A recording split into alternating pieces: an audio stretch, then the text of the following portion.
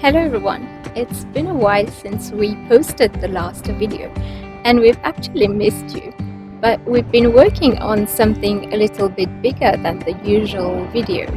You might have caught the buzz already if you follow us on social media, as we shared a little teaser last week. So today's video is a collaboration with a bunch of vegan YouTubers, and we've each come up with a Brinner recipe. So Brinner is a breakfast meal that you have at dinner time, and our recipe for today is a vegan savory bread pudding with mushrooms and spinach.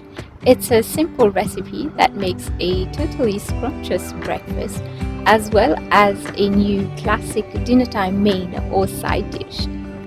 So if all this talk has stoked your creativity and interest, head to the playlist, which is down below in the description, to see what everyone else is making.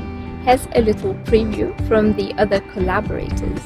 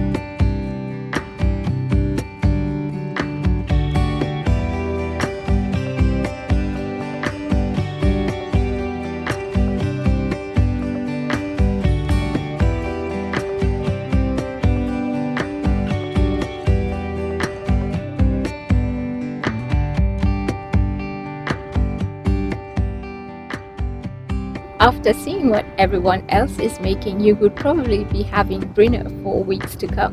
So let's get started and make our vegan savory bread pudding.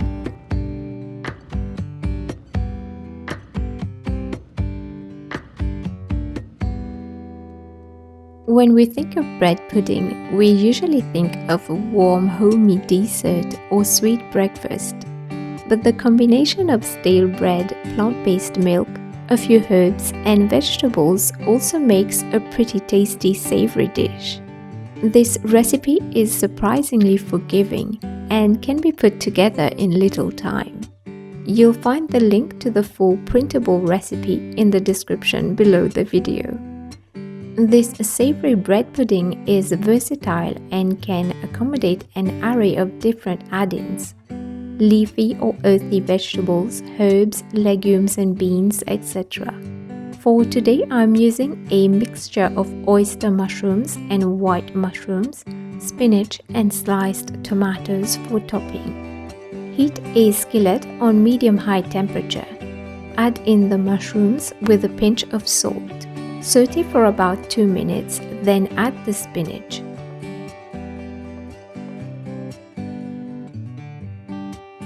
Once the spinach is lightly wilted, turn off the heat. Place the mushrooms and spinach in a bowl and set aside.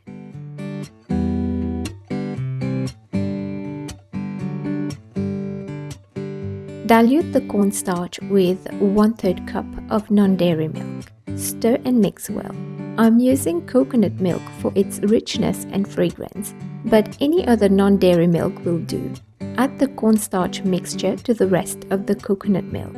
Aquafaba, or the liquid from a can of beans, firms up the texture of the pudding a little. But if you don't have aquafaba on hand, then just substitute with some more milk. Add in the salt and nutritional yeast. Nutritional yeast will add a cheesy flavor to this pudding, making it exceptionally tasty. Set the milk mixture aside for now. Cut the bread into small pieces. Any stale bread, including gluten-free, will work in this recipe.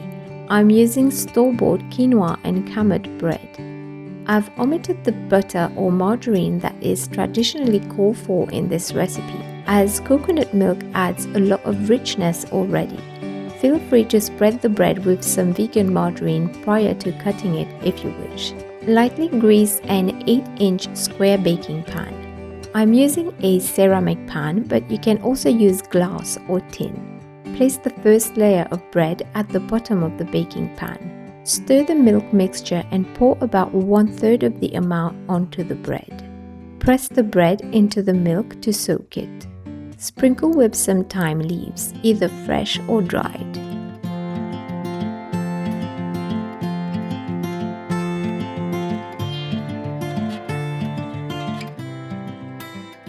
Add a little more milk if you feel you need more to soak the bread. Different types of bread will require slightly more or less milk. Layer half of the mushrooms and spinach onto the bread. Then cover with a second layer of bread.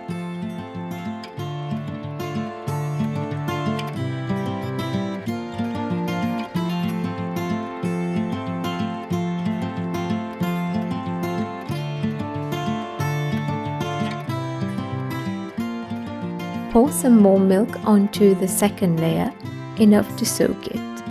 Add some more thyme.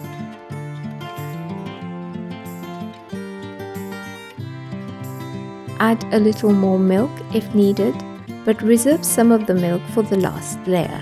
Press the bread well into the milk. Add the rest of the mushrooms and spinach, followed by a last layer of bread.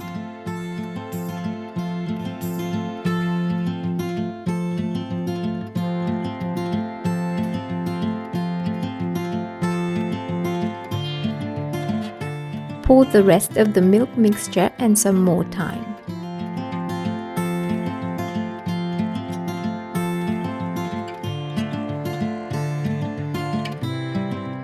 Press the bread well to soak it completely. Top with a final layer of sliced tomatoes.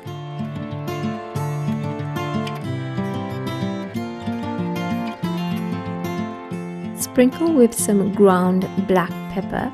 Let the bread stand in the baking pan for about 15 minutes. Meanwhile, preheat the oven at 180 degrees Celsius or 350 degrees Fahrenheit. Bake for about 45 to 50 minutes. Remove from the oven and let stand for 15 minutes before slicing and serving. This savory pudding is just right for any occasion, can even be made ahead of time and can be enjoyed both warm or cold. It makes great leftovers too. Check the description for the link to the printable recipe, where I've also included some tips and substitutes. If you've enjoyed this recipe, please give us a thumbs up or share it, and don't forget to check out the playlist to watch what the others made for this Brinner collab. If you're new to our channel, please subscribe so that you don't miss any of our recipes. You can also join our mailing list on our website. We are working on some new videos at the moment, including some lifestyle ones. So stay tuned. Bye!